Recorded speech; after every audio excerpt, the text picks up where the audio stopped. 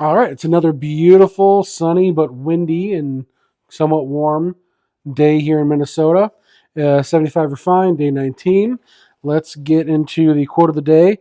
This is from Samuel Beckett, who is a Irish poet and playwright from the 20th century. He says, "Ever tried? Ever failed? No matter. Try again. Fail again. Fail better." I like that quote. It's a good quote. All right, so let's get right into the recap. This was a wild day of reading. So we got through Judges 20 and 21. We did the book of Ruth, and we did the first 8 chapters of the book of Samuel. So how does Judges ends? Well, it ends with a civil war, a tribal fracture, and near annihilation of the tribe of Benjamin. And then, of course, it ends with, in those days there was no king in Israel. Everyone did what seemed right to him. So there was no king, no stability, and no unified identity. Judges leaves you pretty unsettled. Ruth, this is, man, things really start to shape up here in the book of Ruth. And it opens, it says, in the days when judges ruled. So what does that tell us? That tells us the time in which Ruth takes place, which chronologically speaking would have taken place sometime in the middle of the book of Judges. And so we have, it's the same era, but it's a different spirit, as we're going to see here. So Naomi loses everything. Her husband, her 2 sons die, and then her one daughter-in-law takes her up on her offer to leave Orpah, which, by the way, I don't know if you knew this, but Oprah, if you know who Oprah Winfrey is, she was supposed to be named Orpah, but they misspelled it on her birth certificate, I guess. And so she was named Oprah instead of Orpah. So, Ruth says, "Don't call me Naomi, call me Mara." Naomi means pleasant, Mara means bitter. But scripture keeps calling her Naomi. It doesn't allow that to become her identity. God does not let the grief redefine the covenant identity that she had. Names matter to God. This is important. So here's a couple that I wanted to point out. She wanted to change her name or change what she's called from Naomi, pleasant, to Mara, bitter, because of everything she's been through. But even like Benjamin, his name was originally Benoni, and son of my sorrow, but he was changed his name to Benjamin, which from by Jacob, and that means son of my right hand. And then Abram became Abraham, Sarai became Sarah. So God shapes destiny. He changes identities. It's important. So Ruth, she's the Moabite woman. And here's the other thing. Moabites, if you remember, Moabites were descendants of Lot and his daughter. Gross. So this is a whole nation of people who were born out of incest and in a despicable act. And so, but we're about to see a little bit of redemption here. So, they were historically excluded from the assembly. We see that in Deuteronomy 23 verse 3, and yet Ruth, this Moabite woman, becomes an important part of the covenant. She gleans in Boaz's field. Boaz obeys Leviticus 19, 9 through 10 by leaving the grain on the side for the poor and the foreigner so they can pick the grain and they can have it. And he becomes the kinsman redeemer. He restores her land. He preserves her lineage, preserves the lineage of her husband, and redeems the inheritance. And then comes the genealogy. This preaches. Okay, so if we look through the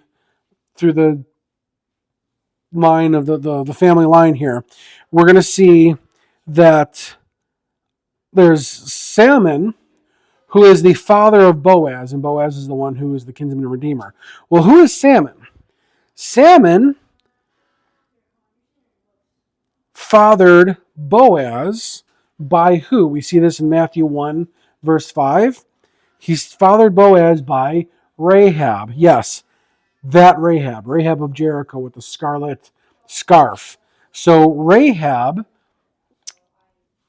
a prostitute, ends up in the line to Boaz, who is the kinsman redeemer, who ends up marrying Ruth, a Moabite woman, who then, watch this, they father Obed, and then Obed fathers Jesse. And we're going to see in a little bit here, we're not there yet, but just spoiler alert, Jesse is the father of King David. And then eventually Christ, from his stepfather, I guess is one way to put it, the father who raised him, Joseph, as well as Mary, both come from the line of King David. So ultimately, they are both from the line of a prostitute and a Moabite woman. So this is amazing redemption that we see here. So Rahab is David's great grandmother, and Ruth, the Moabite woman, marries into the same line. We went through all that. So it's just wild. Again, God is playing chess. He's not playing checkers.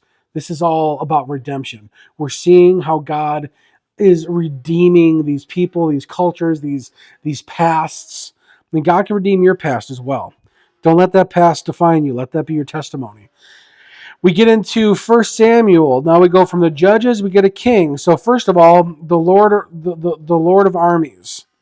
That's how he's referred to in Hannah's prayer. I think it's so cool. The Lord of armies. So God is already king before Israel asks for one. When Samuel is born, it says he will give power to his king. He will lift up the horn of his anointed. But there's no king yet. But the messianic language appears here. Then Samuel 1:8, it says, Israel demands a king like all other nations. And God said, listen, Samuel, okay. Not Samuel 1:8, meant to say 1 Samuel chapter 8, my apologies.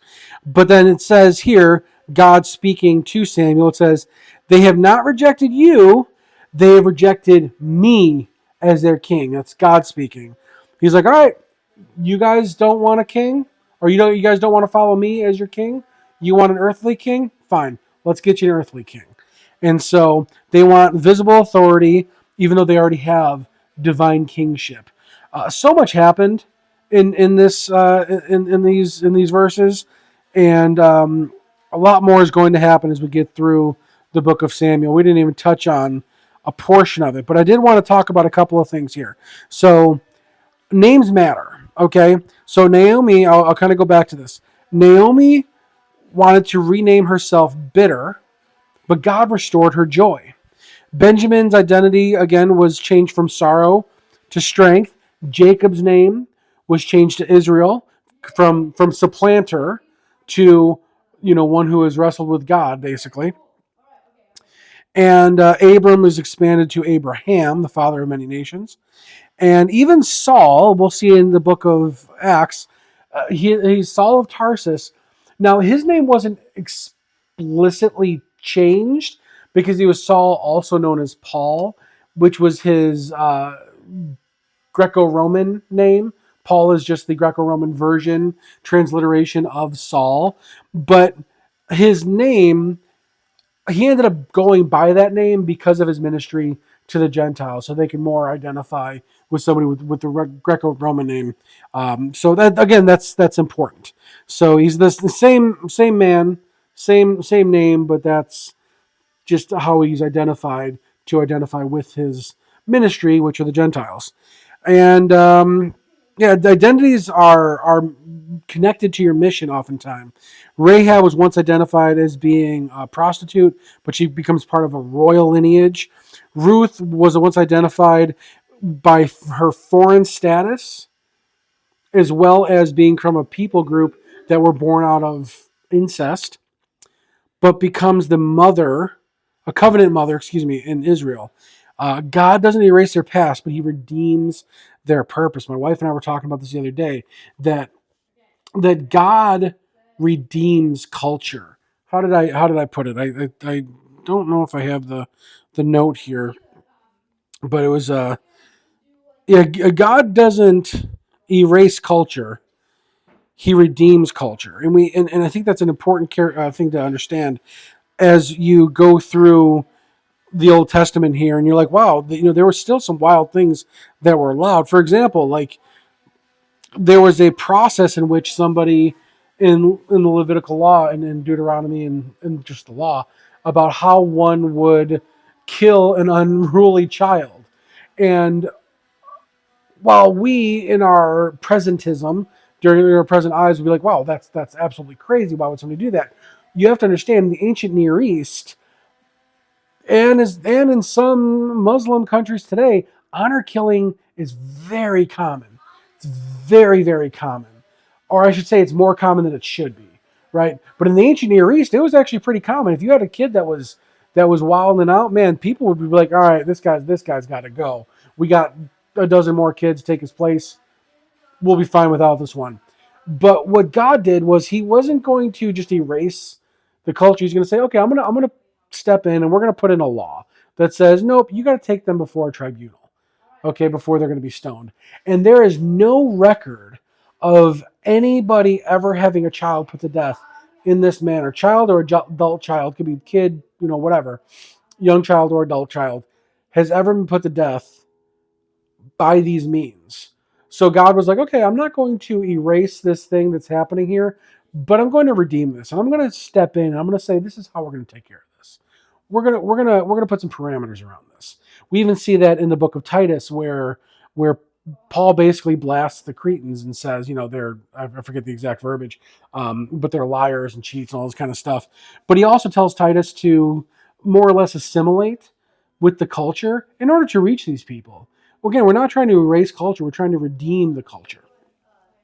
There's a lot more to unpack there, which we can unpack at some other time. The big arc here. So in Judges, there's no king. Ruth, the king's lineage is preserved. And then in 1 Samuel, a king is demanded. They want political stability. God is preparing for redemptive king search. And eventually, there is a greater son of David that will come. We all know who that is. I talk about it all the time. It's Jesus. A greater redeemer than Boaz.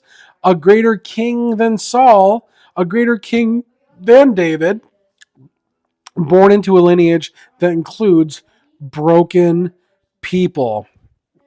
While Judges ends in chaos, Ruth shows covenant faithfulness. Samuel ushers in prophetic clarity. Israel wants a king, but God is preparing a Messiah.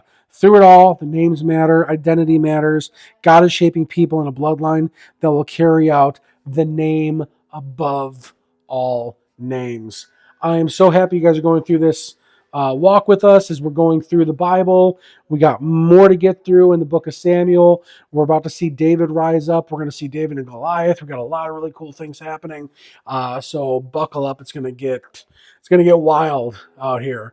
Anyways, again, love you, praying for you. Leave your comments below of what you're going through, what you're reading, what you're finding, what you're pulling out of this. Tell me what you're pulling out of these videos as well. I really, really want to know how I can serve you with these daily breakdowns. But that's it. God bless, my friends, and we will see you tomorrow for day 20. We're already at day 20 tomorrow. Awesome.